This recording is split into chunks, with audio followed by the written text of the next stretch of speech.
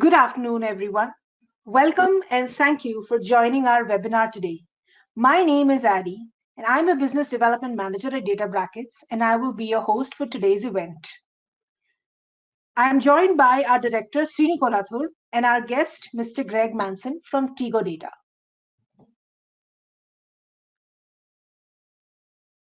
Databrackets has been at the forefront of supporting businesses to comply with HIPAA, SOC 2, ISO 27001, CMMC, and other compliance certifications for over a decade. As an organization, we are a candidate to become a C3PAO or a CMMC third-party assessment organization. Our staff members are also being trained to work as CMMC certified professionals and certified CMMC assessors. We are delighted to bring you this webinar with our partner, Tigo Data, and their VP of Security, Audit and Compliance, Mr. Greg Manson. Tigo Data is a CMMC registered practitioner organization, and Mr. Greg Manson is a CMMC registered practitioner.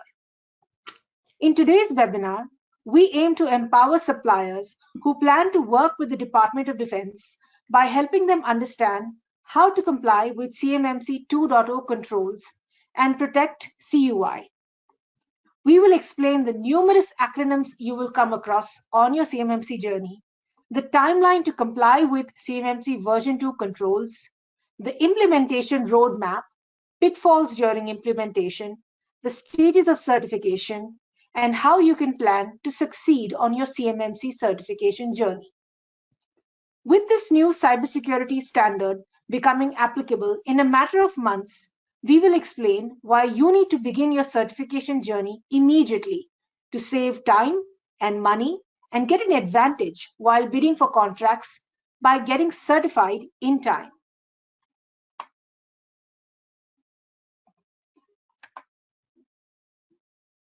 During this webinar, there are a couple of basic housekeeping rules to keep in mind. The webinar today will be approximately 45 minutes long, including a Q&A session at the end. However, if we exceed this limit, you can log off and view the recording that will be shared with all participants. Please note, all lines will be muted during the presentation.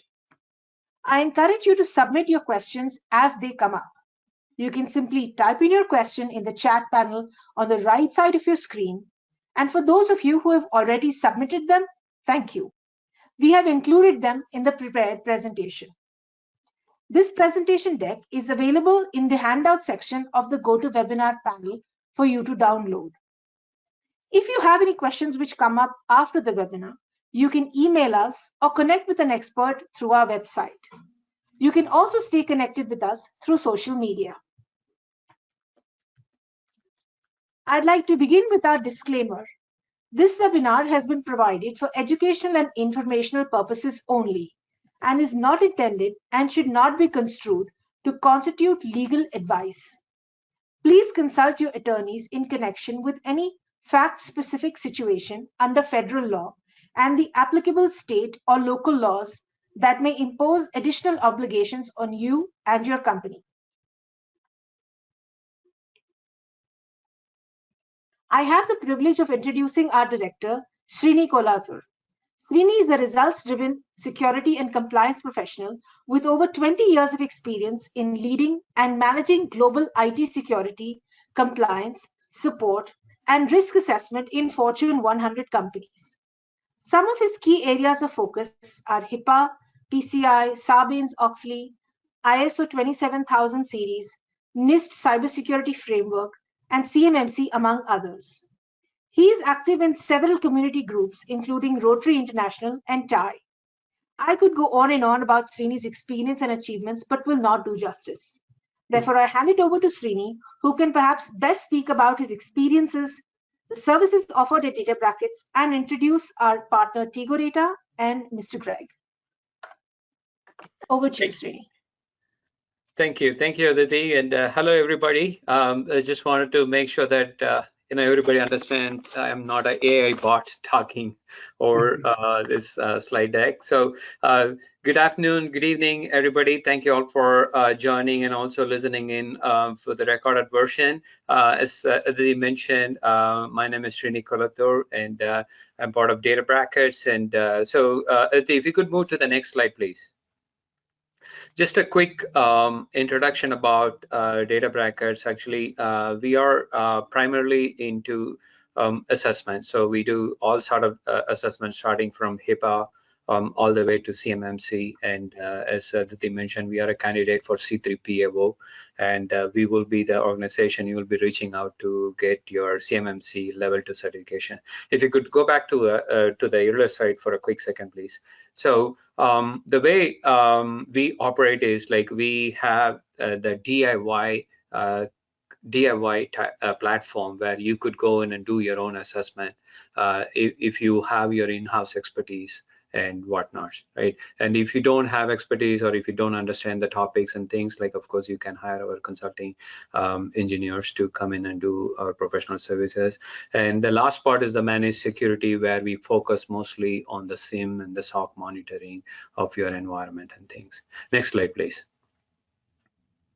So these are like some of the assessments that we could do for you, like starting from HIPAA all the way to PCI, DSS, and VAPT, vulnerability and pen testing. And the most recent service that we introduced is, of course, the CMMC, whether it is the certification part or partnering with some of our partners like Tigo Data to get the readiness. We definitely would be able to help you out, and we will be one of your resources. Next slide, please. And so, of course, like we need to have some certification, accreditations, and credentials to all these things.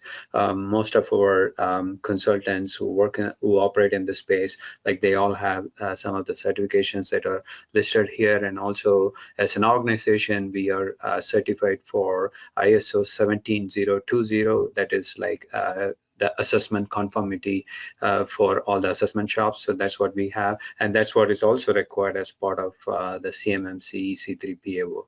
So that is something we have. And also we do ISO 27001 certification. So we are certified for ISO 17021 certificate. That is what allows us to do the 27001 certification. So we got accredited by IAS for that one.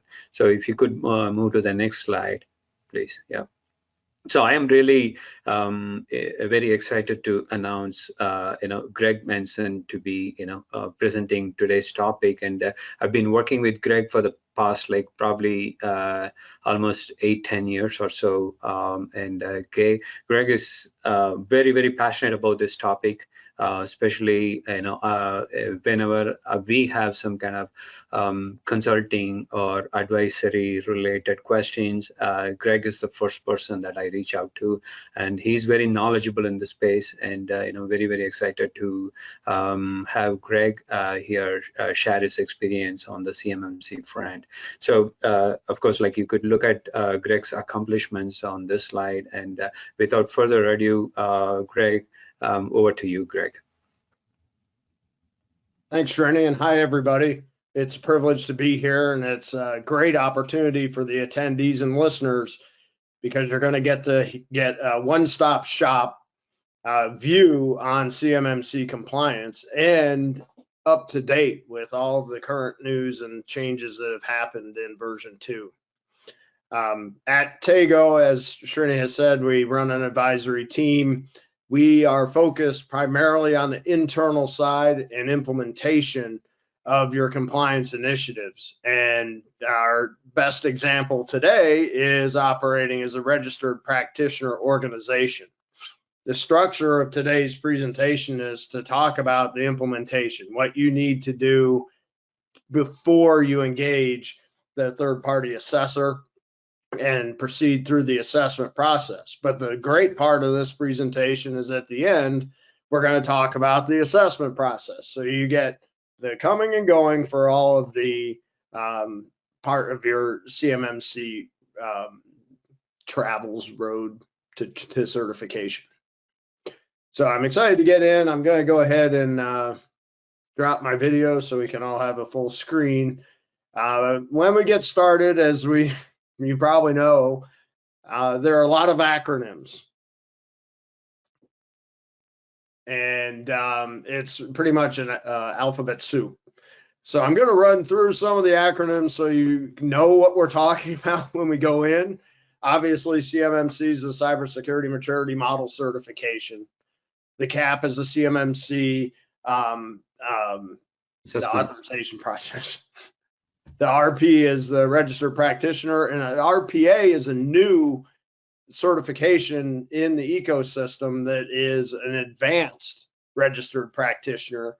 That advanced level means that we have the skills to assist you in a level 2 assessment from start to finish. So we can go in as your advisory team and get the pre-assessment done, get you under POAMs, and get you moving into the next step for the actual certification. The RPO is the organization. I have with me another RPA. He's in the RPA training right now, is Tyler Booker and myself. So there's actually 2 of us that are working on the advisory side. The CCP is a CMMC certified professional, and the A is assessor. The certified professional is interesting because that allows essentially provides a certification for your staff to understand all the comings and goings and nuances of CMMC. C3PAO is the organization that's actually going to work through the official certification against CMMC. CMMC is all built around the protection of FCI, federal contract information, and CUI, controlled and classified information. The organization seeking compliance, or OSC, is going to be you, the listener, looking to get your certification. The POAM is plans of action and milestones. That is the plan to address gaps that are identified in the assessment process. The LTP is the licensed training provider, and that's interesting because we mentioned the CCP, where you potentially could train your staff to be professionals in the CMMC process. You would engage a licensed training partner to do that. Databrackets and Tego have a business partner that can allow that service. If you're interested in that, we'll follow up with you later. You can ask them the questions. Some of the actual certification and CAP. So process terms are R&R, roles and responsibilities, LPDC, limited practice deficiency correction, and EMAS, which is the cybersecurity management platform that's going to be used in the certification process. All 3 of those Srini's going to talk about in his section. So let's talk about the first one. What is CMMC? So CMMC in its simplest form is a comprehensive framework to protect the DIB, or the defense industrial base, and the sensitive unclassified information that exists in that base. So the defense industrial base is you, the contractors, prime and sub in the defense supply chain.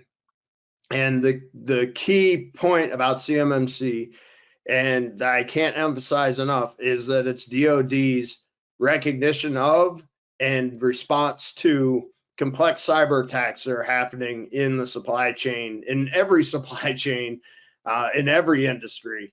This is specific to protecting the DoD supply chain, and it's very, very important, which would be the next slide. Why is CMMC important? Well, you probably anecdotally know, but we have some egregious examples. We've been doing presentations on CMMC to really let you understand how bad the environment really is and why it needs protecting. In 2018, a supplier to the Naval Warfare, Undersea Warfare Center, got breached. And through that breach, the threat actors, which were nation states, and we don't have to mention who they are, you probably already know, were able to exfiltrate 14 gigabytes of data. And this wasn't just any old data. It wasn't just PII.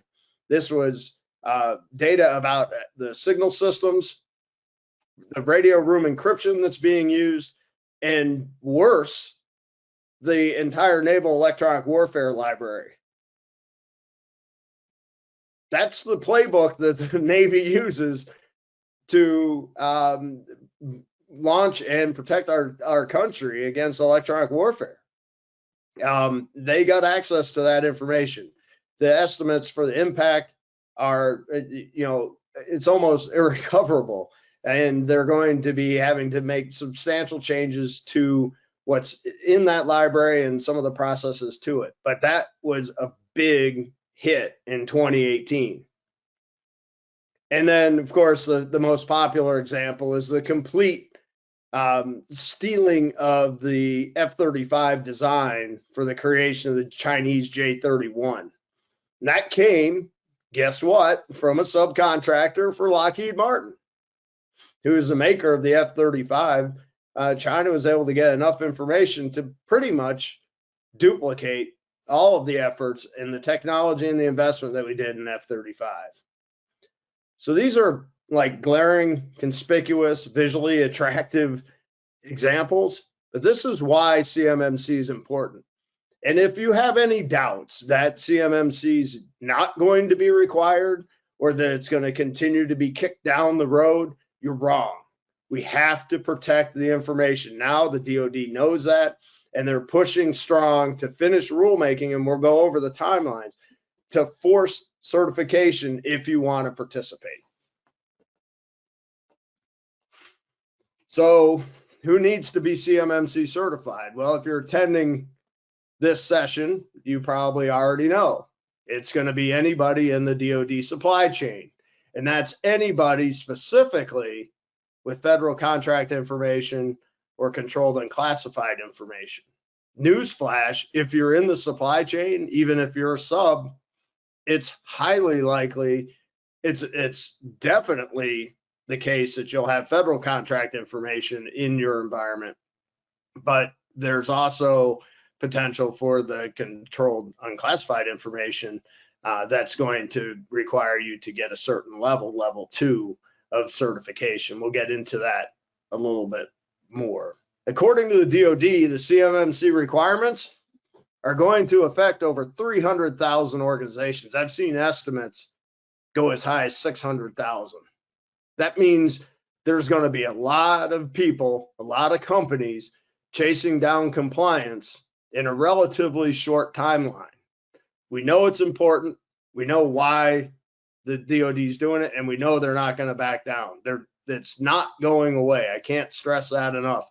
I hear that frequently in talking to customers, and it's not going to be kicked down the road, and the dilution that everybody's expecting isn't going to happen, because we have to have a certain level of control to protect this information so we don't have egregious breaches like we did with the F-35 and Sea Dragon.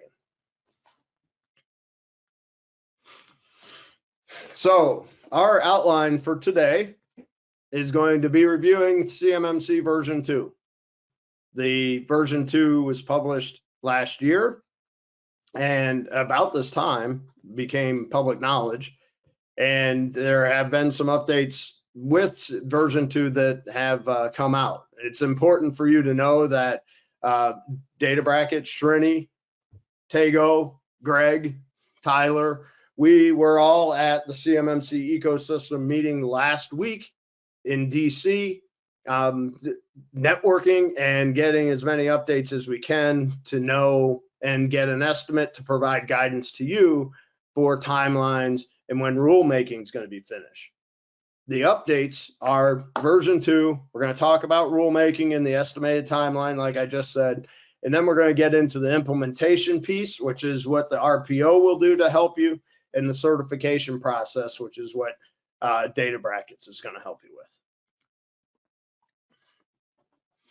So what is CMMC 2.0 and what are the levels? we have this handy chart which compares and contrasts version 1 to version 2. And this was fun this time last year because everybody thought that eliminating 2 levels would somehow make this easier. It really didn't change a thing. There's the optional 20 or the plus 20 processes that have been taken out, but it is still at its core an assessment against NIST Special Publication 800-171. That if you have CUI, again, controlled unclassified information in your environment as part of, if you're a manufacturer, the manufacturing process, if it's got some IP or designs or even software code, that's going to be CUI. You need to have that protected. You're going to be shooting for level 2. And level 2 is going to also involve a C3PAO. Other than that, they did drop the processes. I can tell you that as an RPO, we're still going to push for some of the processes. The one that we like the most is documentation that there's a committed budget to establish and maintain your control environment. So all the things we're looking at in 800-171, we want to see that there's actually budget so that you know that those controls will continuously be available and be operational throughout the time that you have CUI in your environment.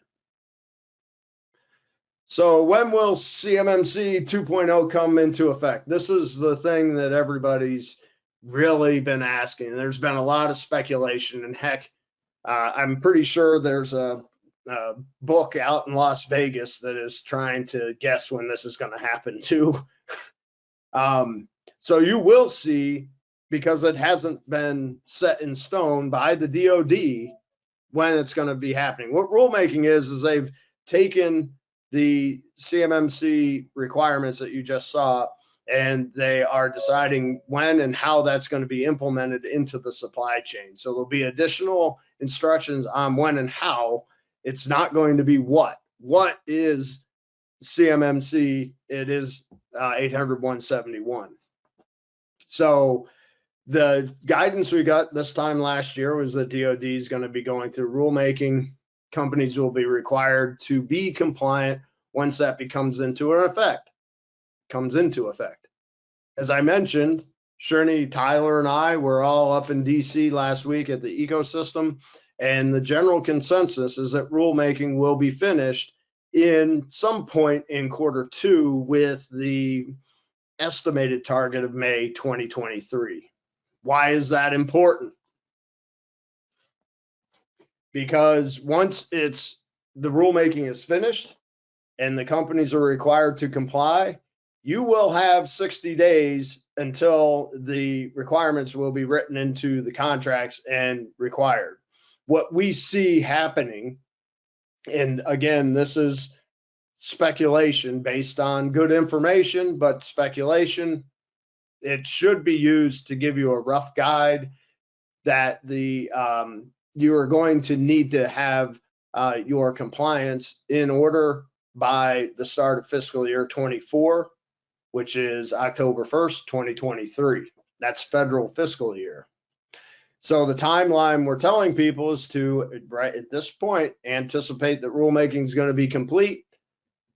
Through July, you're going to be seeing contracts written that will be effective on October 1st, and that you need to be addressing your plans of action. Remember, the plan of action milestones is your plan to address gaps that have been identified in the pre-assessment process, and actually after the assessment if the C3PAO identifies gaps. So there we go. I'd like to show this. This is like a blast from the past. This time we've just traveled back to November of 2021, where I was pointing to the start of fiscal year 24 based on the information we had at that time. And I'd like to emphasize that because rulemaking for Part 32 of the CFR, as well as DFARS Part 48, are all going to be done sometime in Q2 of 23. And that means that this is going to get serious and real on October 1st of 2023 or fiscal year 24. That was the original timeline document, by the way, that I used to talk about how they're doing the crawl, walk, run approach, and they're not doing the crawl, walk, run approach with version 2. So a lot of people thought that that would make things easier. Actually, I think the crawl, walk, run would have been better, but it's essentially going to be a light switch now. So we are waiting for rulemaking to finish in summary. And in summary, we're waiting for rulemaking to finish. And when it does, it's going to be required. That's not a lot of time. We talked about 300,000 entities. They're going to be rushing to do this. If you have been procrastinating at all, now's the time to stop procrastinating and get to work and engage and start your implementation for CMMC if you haven't already. And what we're going to talk about next are the requirements for CMMC. What is FCI and CUI to some extent, and then get into how we can help you with the implementation. So here's that slide again. And I've already talked about it a little, so we don't have to spend too much time. But we are estimating that most of the clients in this audience are going to be shooting for level 2. Some may be level 1. Level 1, the difference is the same as it was initially. Those with only federal contract information can do level 1, and it can be an annual self-assessment. Level 2, there is an option for some organizations based on the type of CUI that they may be able to actually do a self-assessment also. What is the self-assessment? It is you reporting in a similar fashion to what you're doing right now with the SPRS reporting system, but and not necessarily involving the C3PAO to get the certification. But honestly, if you're at level 2, I don't see a case, and this rulemaking will give us a little more guidance. I don't see a case to really differentiate those that are allowed to do just self-assessment. So in addition to that May timeline, I'm telling you that if you have CUI in your environment, you're going to want to engage Tego, and you're going to want to set up the assessment with databrackets and get working on that because of those requirements.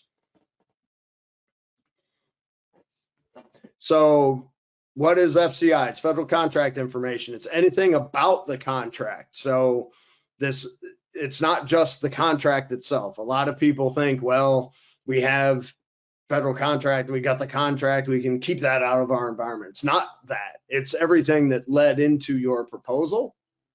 It's the feedback that you got back as you were in the contracting process. It is any supporting document or information that was used to get the contract in addition to the contract information, including terms, timelines, and all of those things. That is more information than a lot of people initially think. That, and in an organization that has multiple contracts, they typically have a system where that's maintained. That's what we're going to be looking at protecting with that limited subset level 1 controls. CUI is information that the government creates or possesses. There's some interpretation into what CUI actually is. It's difficult to define in clarity out of context from your specific organization, but it's essentially information that the government wants to protect that's not classified. The best example for that can be, in a manufacturing context, design diagrams that may include parts that are involved in weapon systems. At some point, that may actually become U.S. MIL or military list data. And then in that case, you're going to be subject to ITAR. That's a whole nother discussion. But the idea is that CUI is going to be the information that's going into the product or service that you're providing. And we have this chart up here that kind of breaks down what you're going to be doing at ML 1 and 2, as I've already talked about. This is the old diagram. You'll see that the organization that has CUI is ML3. That's actually ML2 now, as is the prime. But this workflow is exactly the same. You'll see some organizations, for instance, commercial off-the-shelf products and software that don't have to get a CMMC cert. You'll have contractors that have all that information to get the contract. They'll have to get level 1 and then level 2 for anybody that has the CUI. And again, we're saying it is most likely that you're going to need to involve a C3PAO to get the assessment or to get the certification. So I told you that this was a fortunate opportunity for you all because you're getting the one-stop shop with regard to the implementation and the certification. So who helps you do that? Well, to start, and actually this is, I'll tell you, it's these two entities which you have today speaking to. You have Tego, we are an RPO. You have databrackets, they are C3PAO. And these are the differences.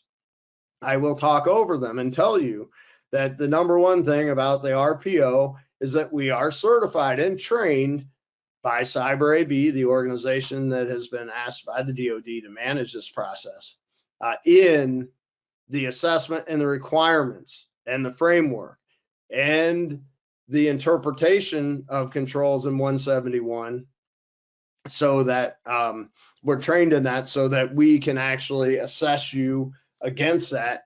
And importantly, on the RPO side, we can also offer guidance and consulting and advisory work and help you create your POAMs, for instance, recommend specific actions that you can take to address the gaps that we've identified. Make sure that the actions you are taking address those gaps. That's an important piece.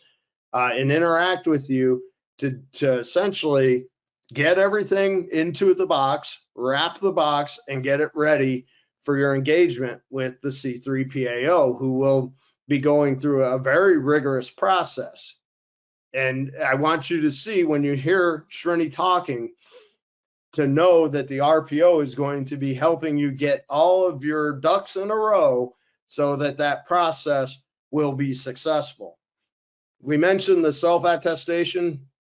We mentioned this process of engaging the RPO. Here's the thing, the self-attestation, I welcome you to do that. I could tell you that I'm skeptical of organizations that are going to do that for one reason. In our experience in dealing with other DFARS requirements, such as 2019, we have seen organizations not report their status against 171 correctly. Either there's interpretations of the controls, or like misinterpretations, or there's just a negligence in the way that they're scoring themselves. You can't afford to do that in this process. Bringing in an RPO, we are certified information systems auditors. We have 2 codes of ethics, of the CMMC and the ISACA code of ethics, that we're going to be operating under to make sure that what we're looking at is what needs to be done, and protecting you from the False Claims Act.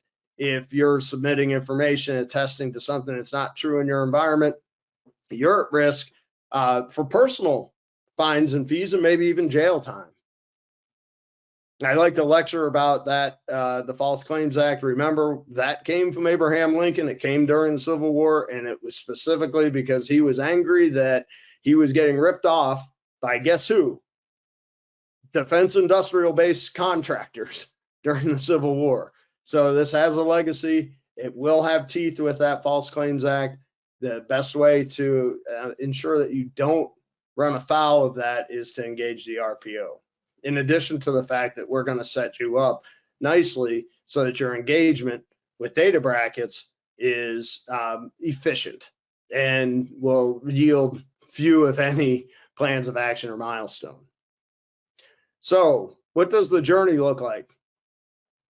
If you were to ask me what we are going to be doing, and there's like an implementation roadmap that has some bullet points that support this slide that we'll talk about in a second.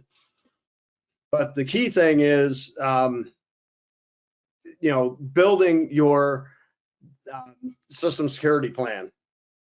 And the SSP is a tough process, and we see a lot of organizations that have one, but they tend to be too general, or they don't necessarily identify protections for CUI in their environment. So really, even before the SSP creation is the identifying of CUI in your environment. And newsflash, if you have multiple contracts, that's not as easy as you think.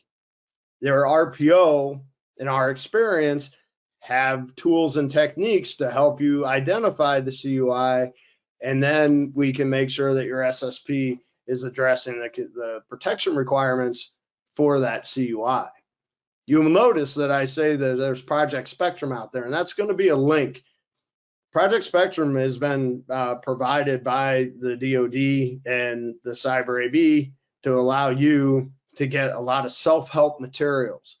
And regardless of if you engage the RPO, and I think that you would be crazy not to, I encourage you still to go to the Project Spectrum, and the link is at the end of this presentation, to get the information that you need, which include templates and even recommendations for assessing your organization, so that you can kind of go through it self-guided to know what this process is going to be looking like. So when you engage the RPO, you're going to be more efficient in that pre-assessment process. And we may I have identified the plans of action and milestones. And that's what you see there.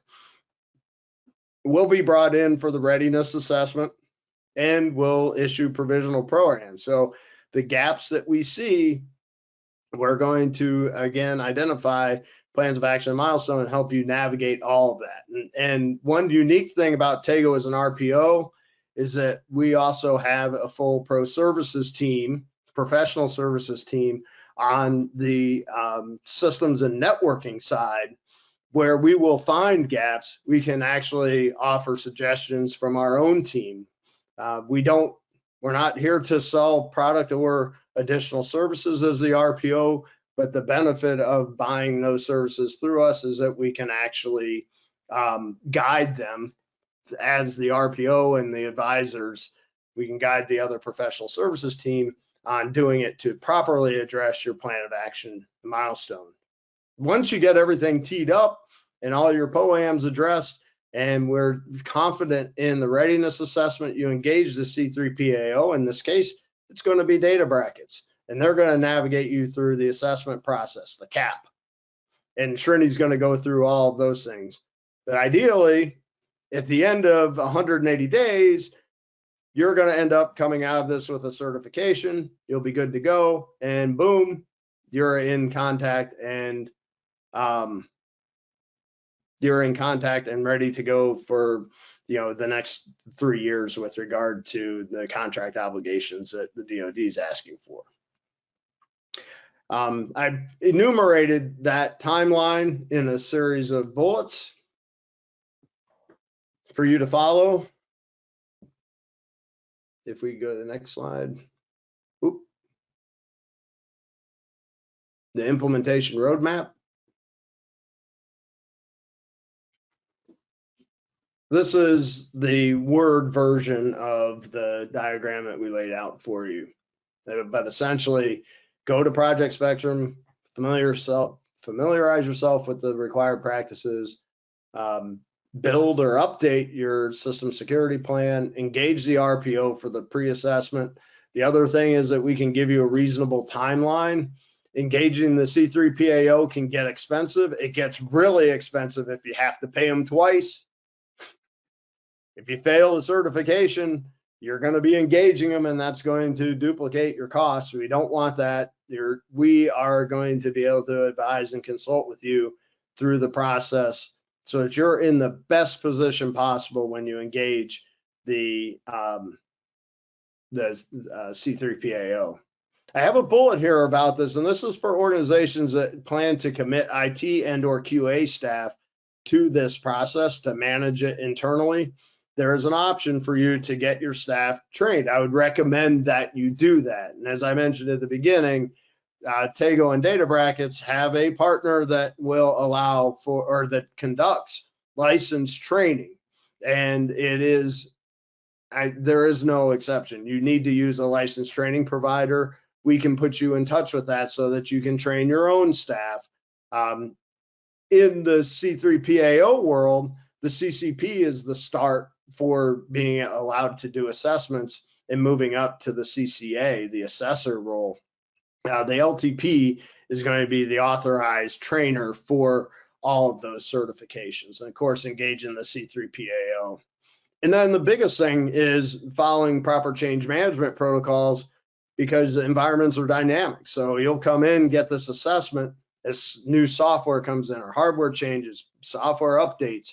You need to make sure that you're diligent on your change management and aware of how that impacts the controls that you were certified against. And of course, the RPO can help you with that in various contexts, up to and including internal audit as a service.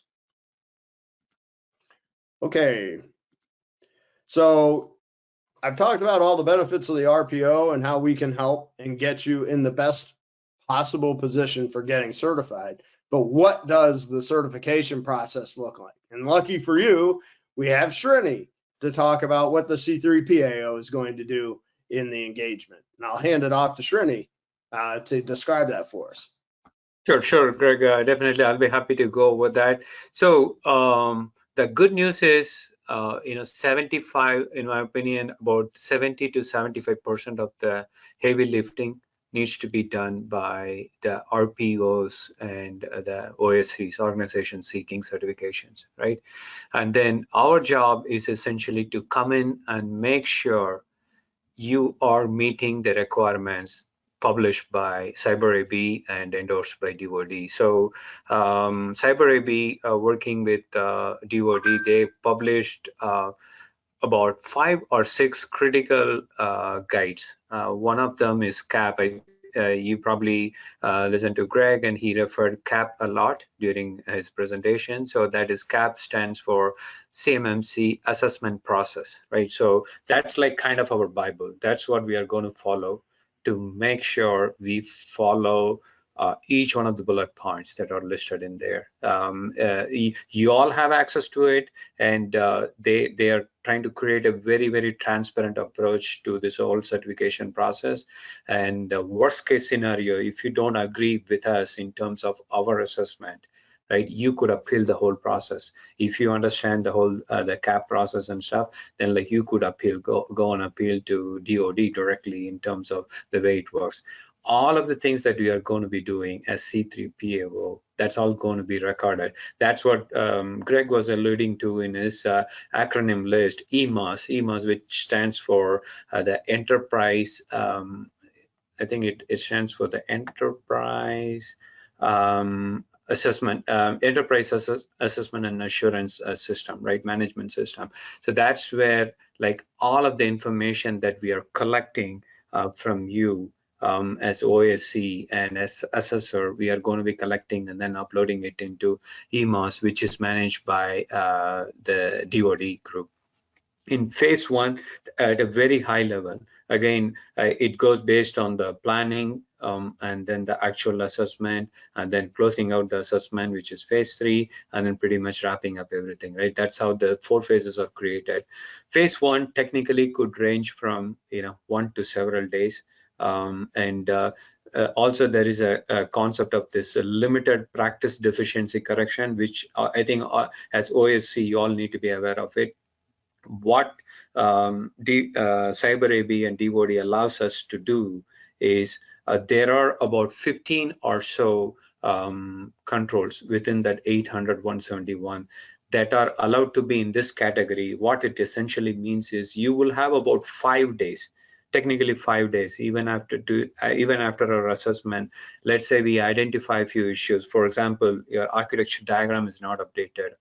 and it's not reflecting properly in terms of the items that are need to be in their assets and the user base and whatnot of the sites, right? Or like it could be some of your documentation and the approvals are not in there, or like some of the sections are missing and stuff. Those kind of things is what are packaged under the limited practice deficiency correction, which you will have as OSC about 5 days to correct, and that will allow you to basically, the way they're working is like, if you go back to the earlier slide one more time, please. I'll quickly go over some of the key things that OSC need to be aware of, right? So essentially everything is started from OSC.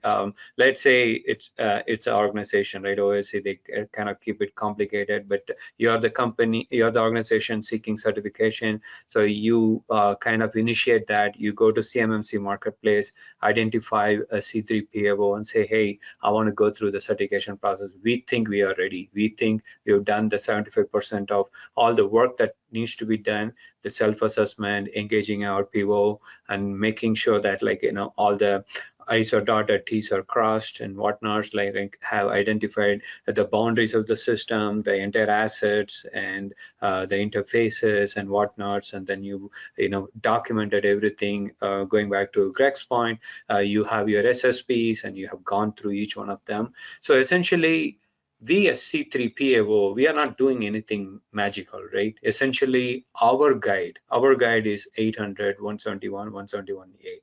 That's what we are going to go through. So all we are going to be doing is examine, observe, and test. Examine, observe, and test. Examine, observe, and test. That's all we are going to do.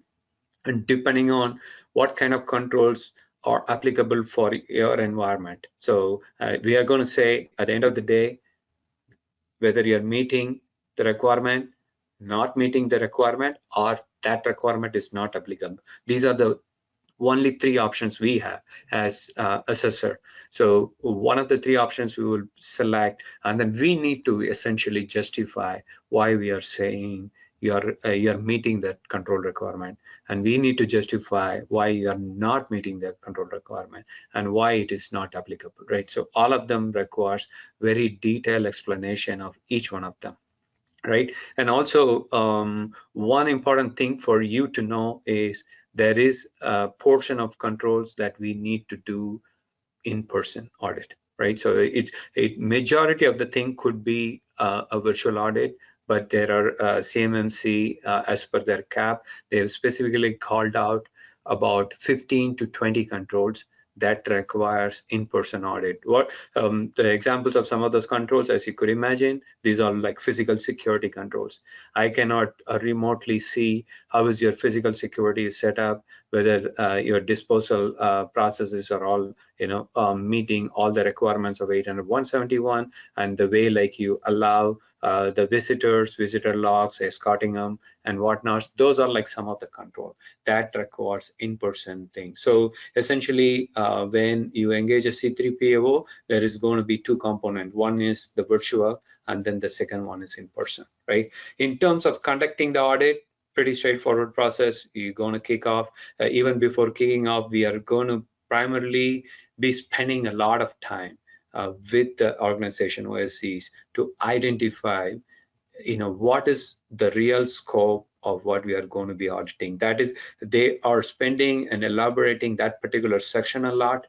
It is relatively new, as you all could imagine. CMMC is relatively new, but they are spending a lot of time in terms of making sure everyone engaged in this project, right? Like whether it's C3 PAO, RPO, or OSC, and even Cyber AB and DoD, like they understand the phase 1 part of it, which is, you know, scoping it, making sure that like you clearly document, plan, frame the assessment, and then identify everything, all the moving parts and stuff, and then come up with some kind of a timeline, and then complete the contract that are required, right? Then we move on to the phase 2, which is, in my opinion, is the core of what we do. So that is this is the assessment part. So as I mentioned, examine, interview, test. Examine, interview, test. That's all we are going to be doing. And you could you could just Google up and then figure out 800.171a security requirements for all of the 800.171 controls. 110 controls are out there,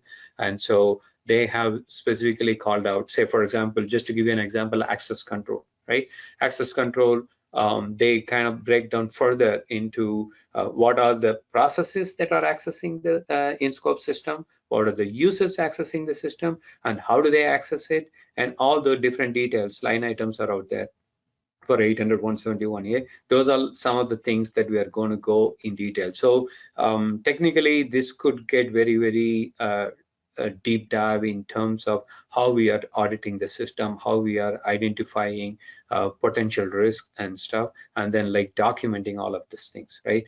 So third-party gap analysis, so readiness report, whatever you have already created with RPOs and things, those are like some of our input. That is something we will use to further document our assessment findings, and or like we would probably be referring some of those things as well as part of our things. There's two main things that we are going to be looking at as we are auditing, right? The adequacy and sufficiency. Those are the two things that they specifically talk about in this guide. One is, does this information that is provided is the right evidence, right? Like let's say you are, for access control, you're going to give your active directory information, and we are going to be going over all of the details and figuring out what kind of accounts are there, group accounts are there, and then what kind of automated accounts are created and stuff. And then the second thing in terms of sufficiency we are going to be looking at is Active Directory is the only access control system that you have, or do you have any other one-off system that are authorizing users and processes into your CUI and FCI data, right? That's what we are going to be looking at. And so again, like after doing all these assessments, we do have scoring guidelines again. They have a CMMC scoring with DOD assessment scoring methodology. There's a document available out there. And then the way it works is like each of the controls are the scores are assigned depending on the priorities from 1 to 5. Right, and if you are meeting the requirements, then we are going to give you some score. If you are not meeting the requirement, obviously the score is going to be 0. So at the end of the day, we can categorize some of the items or like less significant, which will be going under the limited practice deficiency, and then like we will be preparing our the preliminary findings and stuff. So anything less than 80%, that means you are technically not going to be certified, right? So that's where like you don't want to be in, and that's where I think the RPO's engagement and your pre-assessment and the readiness assessment is going to really help you to understand your environment, understand the controls better, and then make sure that they are implemented and then ready for testing and things, right? So that is how like the whole thing works. Anything less than 80%. So the way it is calculated is out of 110 controls, if you are 88 or less, if you're not meeting 88 controls, right? Then like you will be under the you will not be recommended for certification. Let's put it that way. And then if I have identified, let's say if our organization identifies a certain LPDC within your environment, again we cannot categorize all your controls under LPDC, right? So it is going to be only set of controls that CyberAB has categorized or DOD has categorized that could be considered as LPDC based on the control efficiency. Say, for example, if you don't have a FIPS validated encryption, cryptography, then it's not, I cannot put them under LPDC. So that's going to be totally separate, and that will be a straight not met requirement, right? And so there are certain things which we could put under LPDC, and you again have 5 days to get them corrected. And so let's say you have a 88 score and you pass the certification, and then like you would still end up having POEM, right? So plan of action and milestone for each of the controls. We are specifically going to be documenting what are the weakness, what is the scope, and what is like kind of your mitigation options, and what could be. So the one important thing or interesting thing that they also want us to quantify is the cost. What will be the approximate cost of implementing this particular control and thing, and then doing some kind of risk assessment of not having that particular control in place, right? So that will be the main thing that we will be documenting as part of our POEM. So as you could imagine, we are not the expert of your environment, OSC's environment. So we will be collaboratively working with OSCs to identify the details of the POEM and then like documenting everything that is required. Next slide, please. So once we have this whole information, then like you are ready to go. If you're going to be 80% plus, then like we are going to be recommending you for the interim certification. That's where the EMAS comes in.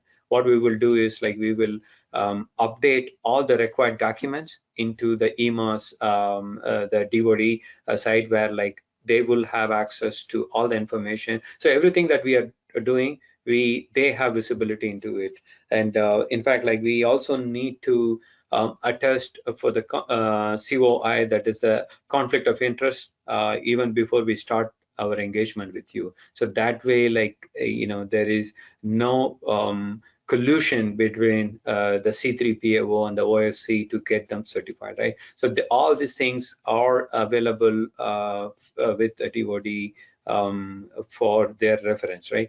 And so if you are not, like, of course, as Greg mentioned, like if you're not 80%, if you're less than 80%, then you are going to be redoing the whole thing, right? So again, you don't want to be in there.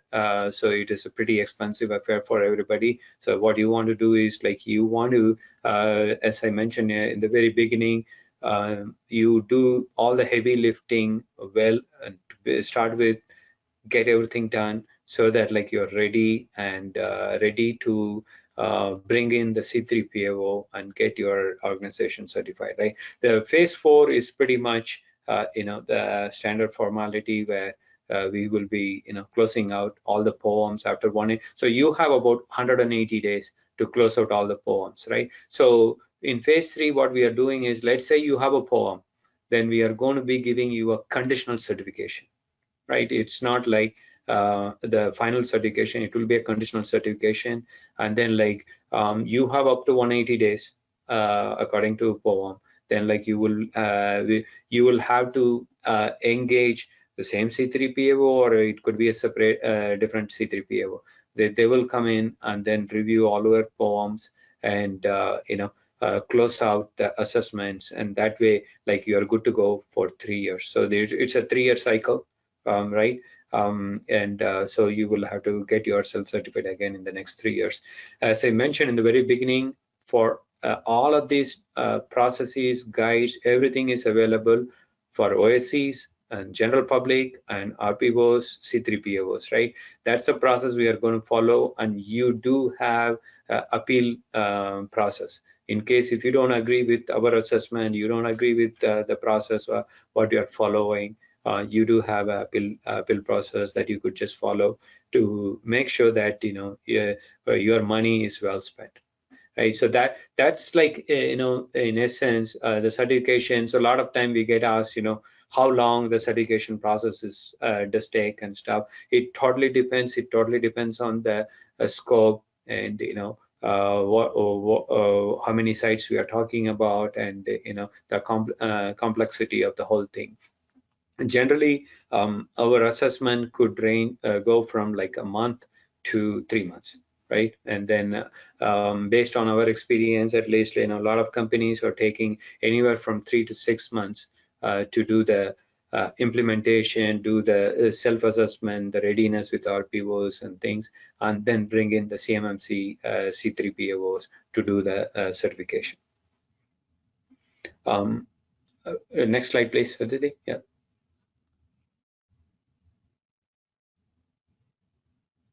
Oh, okay. So, Greg, you want to address this?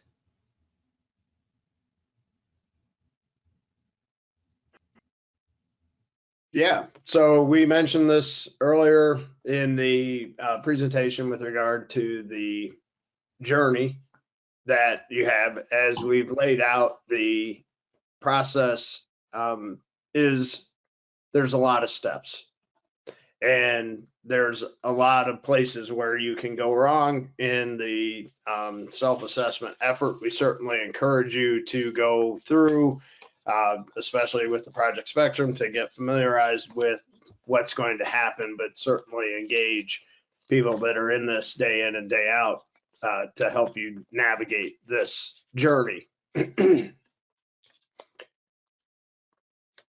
And then we get into the next question, which I love, and it's difficult. So this is the fun one. What's it going to cost? Well, the thing that we do as an advisory team, we always want to make sure that the RPO is the right fit and that it's appropriate for you to be engaging the RPO, and it's appropriate for you to even pursue your certification.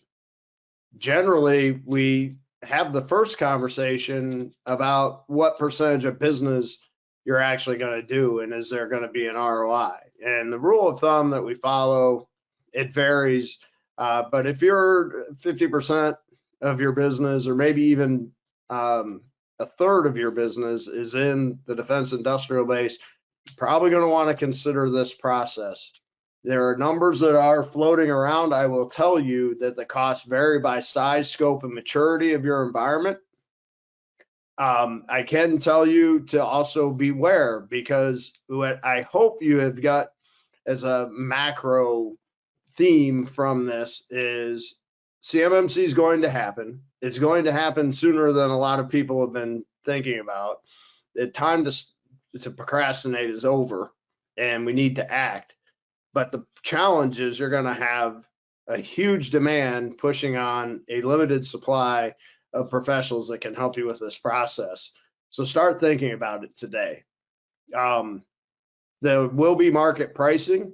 All of the people that are in the ecosystem, the RPOs, the C3PAOs, the LTPs, licensed training providers, all have a code of ethics that's restricting you from doing things like lost leader engagements to do a pre-assessment or anything like that. That should be a red flag if someone is proposing that. This is an industry, it's an ecosystem. We have market pricing that is going to be generally universal across the country, but to specify what it's going to cost you individually is going to require us to talk to you about the process, understand your environment, and as I mentioned, what the size, scope, and maturity is.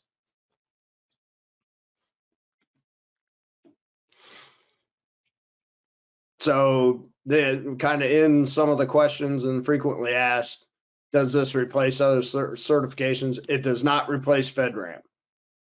FedRAMP is not CMMC. It will not be used. Well, there may be some version of CMMC for other federal agencies, perhaps HHS.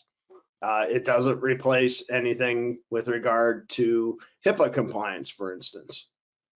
A special note is, and there's also, well, I'll get to that. The thing you have to understand is that you're following, at its core, NIST 800-171, which is a universally recognized security framework that is able to crosswalk to other frameworks, but it is not in and of itself a way to get a SOC 2 or an ISO certification or even FedRAMP, as I mentioned. One other thing that we do discover when we're doing these engagements, and I mentioned it a little earlier, is that the RPO may identify compliance requirements such as ITAR. If you have data from the US MIL list in your environment, that requires a set of other controls that you need to follow that are not encompassed in the CMMC certification process. So CMMC compliance does not equal compliance with ITAR, and that ITAR may come up if we identify certain types of data in your environment. So the next steps, get connected to us. This presentation has a link.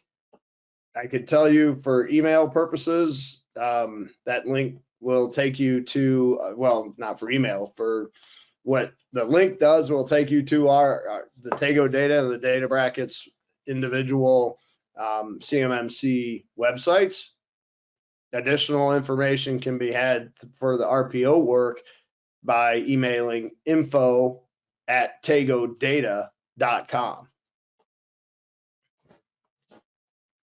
We put the list of references, those have links in there. There's that Project Spectrum link that I was talking about.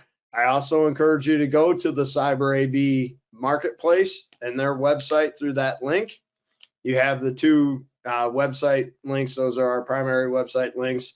And of course, information, frequently asked questions about CMMC that the DoD has provided via that link there for the FAQs.